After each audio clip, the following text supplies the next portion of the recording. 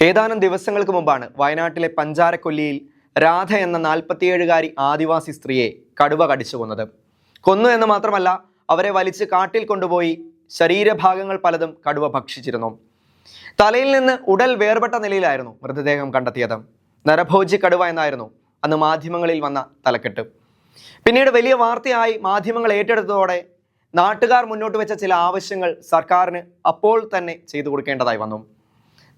തങ്ങൾക്ക് ലഭ്യമാകേണ്ട നീതി ഈ അവസരത്തിൽ ലഭിച്ചില്ലെങ്കിൽ പിന്നീട് അതിനൊരു തീർപ്പുണ്ടാകില്ല എന്ന് ജനങ്ങൾക്ക് നന്നായി അറിയാമായിരുന്നു.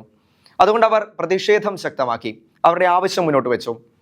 എന്തുകൊണ്ടാണ് നമ്മുടെ സർക്കാർ സംവിധാനങ്ങൾ ഈ വിഷയത്തിൽ ഇപ്പോഴും മൗനം പാലിക്കുന്നത്? മനുഷ്യനേക്കാൾ പ്രാധാന്യം മൃഗങ്ങൾക്ക് കൊടുക്കേണ്ട അവസ്ഥ വരുന്നത് എന്തുകൊണ്ടാണ്? മൃഗങ്ങളും ഭൂപ്രകൃതിയും സംരക്ഷിക്കപ്പെടേണ്ടതിൻ്റെ ആത്യന്തിക ലക്ഷ്യം മനുഷ്യജീവൻ നിലനിർത്തുക എന്നതാണ് എന്ന് നമ്മൾ മറന്നു പോകുന്നത് എന്തുകൊണ്ടാണ്? ഒന്നോ രണ്ടോ ദിവസം മാത്രം ചർച്ച ചെയ്ത് മാറ്റിവെക്കേണ്ട ഒരു വിഷയമായി ഇതിനെ കാണാനാകില്ല. വനമേഖലയിലുള്ളവരോട് കാട്ടേണ്ടത് കാട്ടുനീതിയാണ് എന്ന് അധികാരികൾ ചിന്തിച്ചാൽ അത് തിരുത്തപ്പെടുക തന്നെ വേണം. തങ്ങളുടെ ഭാഗം സർക്കാരും മറ്റധികാരികളും കേൾക്കാൻ, അതിന് നടപടി സ്വീകരിക്കാൻ തയ്യാറാകണമെങ്കിൽ കൂടെയുള്ള ഒരാളുടെ ജീവൻ പൊലിയണമെന്ന അവസ്ഥ. മനുഷ്യനെ പച്ച ജീവനോടെ കൊന്നു തിന്ന കടുവയെ നമ്മൾ നരഭോജി കടുവ എന്നാണ് വിളിച്ചതെങ്കിൽ ഈ നരഭോജി നിയമത്തിന്റെ കാവൽക്കാരെ നമ്മൾ എന്താണ് വിളിക്കേണ്ടത്? ഇന്നത്തെ ദീപിക പത്രത്തിൽ ഈ വിഷയത്തിൽ അതിശക്തമായ ഒരു എഡിറ്റോറിയൽ കണ്ടു. കാര്യങ്ങൾ കൃത്യമായി ചോദിക്കേണ്ട രീതിയിൽ പലരുടെയും പേരുകൾ മെൻഷൻ ചെയ്തു തന്നെയാണ് എഡിറ്റോറിയൽ തയ്യാറാക്കിയിരിക്കുന്നത്. അതിങ്ങനെയാണ്: നരഭോജി നിയമത്തിന്റെ കാവൽക്കാരിവർ. കേന്ദ്ര സംസ്ഥാന രാഷ്ട്രീയം വന്യജീവി ആക്രമണത്തിൽ കേന്ദ്രീകരിക്കാൻ സമയമായി. അതില്ലാതെ ഒരു തെരഞ്ഞെടുപ്പും ഇനി കടന്നു പോകരുത്. ജനങ്ങളുടെ വോട്ട് വാങ്ങിയിട്ട് നരഭോജി നിയമത്തിന് കാവലിരിക്കുന്ന വഞ്ചന വേണ്ട. എന്തുകൊണ്ടാണ് ഇത്രയേറെ മനുഷ്യർ കൊല്ലപ്പെട്ടിട്ടും കേന്ദ്ര സർക്കാർ കുപ്രസിദ്ധമായ വനം വന്യജീവി നിയമം മാറ്റുകയോ ഭേദഗതിക്ക് വേണ്ടി ബില്ല് അവതരിപ്പിക്കുകയോ ചെയ്യാത്തത്? എന്തുകൊണ്ടാണ് 2 തവണ അധികാരം കിട്ടിയിട്ടും നിയമത്തെ കുറ്റം പറഞ്ഞ് സംസ്ഥാന സർക്കാർ കെടുകാര്യസ്ഥന്മാരാകുന്നത്? എന്തുകൊണ്ടാണ് പ്രസ്താവനയിൽ ഉത്തരവാദിത്തം ഒതുക്കുന്നതാണ് തങ്ങളുടെ രാഷ്ട്രീയമെന്ന് പ്രതിപക്ഷം കരുതുന്നത്? ഒരു കാരണമേ ഉള്ളൂ: വന്യജീവികൾ കൊന്നൊടുക്കിയവരൊന്നും അവരുടെ ആരുമല്ല. കാട്ടാനകൾ ചവിട്ടി മണ്ണോട് ചേർത്തവരൊന്നും ഈ മനസ്സാക്ഷിയില്ലാത്തവരുടെ വീട്ടുകാരല്ല. കടുവ തിന്നതിൻ്റെ ബാക്കിയായ രാധയുടെ മൃതദേഹം വെള്ള പുതപ്പിച്ച് കിടത്തിയത് കേന്ദ്ര സംസ്ഥാന നേതാക്കളുടെ വീട്ടിലല്ല. രാധയെ കൊന്ന കടുവയുടെ വയറ്റിലുണ്ടായിരുന്നത് MP-മാരുടെയും MLA-മാരുടെയും പ്രിയപ്പെട്ടവരുടെ ഉടുപ്പും കമ്മലുമല്ലല്ലോ. അങ്ങനെ ആയിരുന്നെങ്കിൽ 1972 വനം വന്യജീവി സംരക്ഷണ നിയമം പണ്ടേ തിരുത്തപ്പെടുമായിരുന്നു. വന്യജീവികൾ ഒഴുക്കുന്ന ചോരയിൽ പിടയുന്നതത്രയും പാവപ്പെട്ട മനുഷ്യരുടെ ഉടലാണ്. അതിൻ്റെ പരമാവധി വിലയായ 10 ലക്ഷം രൂപയുടെ ചെക്ക് തങ്ങൾക്കോ മക്കൾക്കോ കൈപ്പറ്റേണ്ടി വരില്ലെന്ന് ഉറപ്പുള്ളവരാണ് നമ്മെ ഭരിക്കുന്നത്. കേന്ദ്ര സംസ്ഥാന രാഷ്ട്രീയം വന്യജീവി ആക്രമണത്തിൽ കേന്ദ്രീകരിക്കാൻ സമയമായി. അതില്ലാതെ ഒരു തെരഞ്ഞെടുപ്പും ഇനി കടന്നു പോകരുത്. വയനാട് പഞ്ചാരക്കൊല്ലിയിൽ രാധ എന്ന സ്ത്രീയെ കടുവ കൊന്നു തിന്നതിന് പിന്നാലെ വയനാട്ടിൽ പുലിയിറങ്ങി യുവാവിനെ ആക്രമിച്ചു. കൊല്ലത്തും പാലക്കാട്ടും വളർത്തുമൃഗങ്ങളെ ആക്രമിച്ചതും പുലിയാണെന്നാണ് സൂചന. 3 ദിവസം മുമ്പാണ് പാലക്കാട്ട് കാട്ടാനയിൽ നിന്ന് യുവാവ് തലനാരിഴയ്ക്ക് രക്ഷപ്പെട്ടത്. സ്കൂളിലേക്ക് പോകുന്ന കുട്ടികൾ പേടിച്ച് കരയുകയാണ്. ജീവിക്കാൻ മറ്റെന്തെങ്കിലും മാർഗമുണ്ടായിരുന്നെങ്കിൽ വനമേഖലകളിലെ തോട്ടങ്ങളിൽ തൊഴിലാളികൾ പണിക്കിറങ്ങില്ലായിരുന്നു.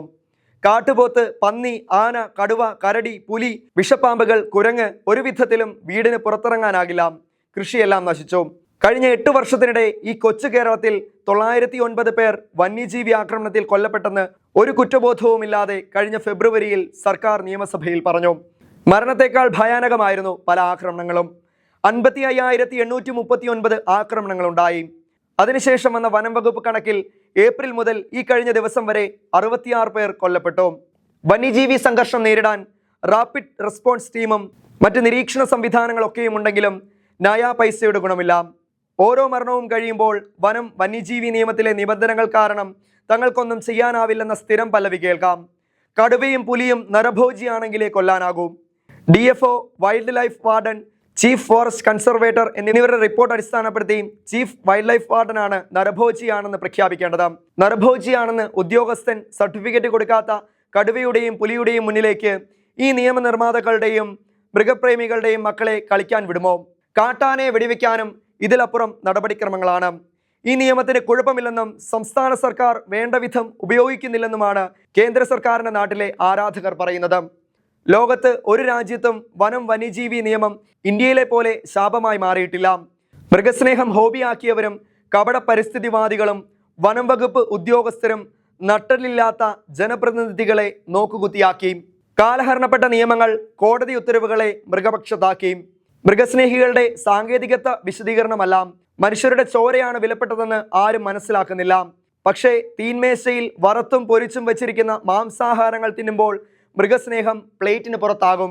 മൃഗങ്ങളുടെ ആവാസ കേന്ദ്രങ്ങളിൽ വീട് വെച്ചെന്നും കൃഷി ഇറക്കിയെന്നും വഴിവെട്ടിയെന്നുമൊക്കെ പുലമ്പുന്ന വിഡ്ഢികൾ ഇപ്പോൾ സുരക്ഷിത കേന്ദ്രങ്ങളിലുള്ള തങ്ങളുടെ വീടും പുരയിടവും ഒരിക്കൽ കാടായിരുന്നെന്ന ചരിത്രം മറച്ചുവെക്കുകയാണ്. ജീവനും സ്വത്തിനും ഭീഷണിയാകുന്ന വന്യജീവികളെ കൊല്ലരുതെന്ന് പറയുന്നത് ഭരണഘടനാ വിരുദ്ധമാണെന്നാണ് പശ്ചിമഘട്ട പരിസ്ഥിതി വിദഗ്ധ പാനൽ അംഗമായിരുന്ന മാധവ് ഗാഡ്ഗിൽ പോലും ഇപ്പോൾ പറയുന്നത്.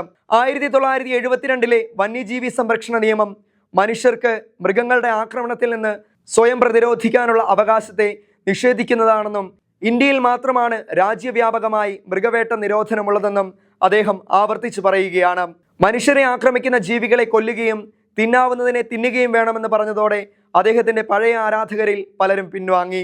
മൃഗങ്ങൾ കൊന്നൊടുക്കുന്ന മനുഷ്യരെ കാണാത്ത BJP നേതാവ് മേനക ഗാന്ധി പറയുന്നത് കേരളത്തിന് കൊല്ലാനാണ് ഇഷ്ടമെന്നാണ്. മനുഷ്യന്റെ ചോരയും മാംസവും മണ്ണിലൊഴുകുമ്പോൾ മൃഗസ്നേഹത്തെ ഉല്ലാസത്തിനും പ്രശസ്തിക്കുമുള്ള മാർഗമാക്കിയവർ രാജ്യത്തെ മുൾമുനയിൽ നിർത്തുകയാണ്. ഈ ഭ്രാന്ത് അവസാനിപ്പിക്കണം. പാവപ്പെട്ടവരുടെ മരണ വാറണ്ടായി മാറിയ വന്യജീവി സംരക്ഷണ നിയമം മാറ്റിയേ തീരും. പ്രശ്നപരിഹാരം ഉദ്യോഗസ്ഥർക്കും മന്ത്രിക്കും നരഭോജികൾക്കുമല്ലാതെ നാടിനൊരു ഗുണവുമില്ലാത്ത വനം വകുപ്പിനെ ഏൽപ്പിക്കരുത്. വോട്ട് ചെയ്തവരോട് എന്തെങ്കിലും നന്ദിയുണ്ടെങ്കിൽ സംസ്ഥാന സർക്കാരും പ്രിയങ്ക ഗാന്ധി ഉൾപ്പെടെയുള്ള MP-മാരും അലസത വെടിയണം. മരണവീട്ടിൽ വഴിപാട് സന്ദർശനം നടത്തി ഉപചാരം ചൊല്ലി പിരിയേണ്ട സ്ഥിതിയല്ല വയനാട്ടിൽ ഉൾപ്പെടെ നിലവിലുള്ളത്. കേന്ദ്ര സർക്കാരിന് മേൽ സമ്മർദ്ദം ചെലുത്തണം. ആവശ്യമെങ്കിൽ ഈ കാര്യത്തിൽ മറ്റ് സംസ്ഥാനങ്ങളുടെ സഹകരണം ഉറപ്പാക്കണം.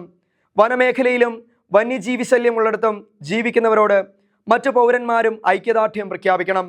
പഞ്ചായത്താകട്ടെ, നിയമസഭയാകട്ടെ, പാർലമെന്റ് ആകട്ടെ, രാഷ്ട്രീയ പാർട്ടികൾ നിലപാട് പറഞ്ഞിട്ട് മതി ഇനി വോട്ട് യാചിക്കൽ.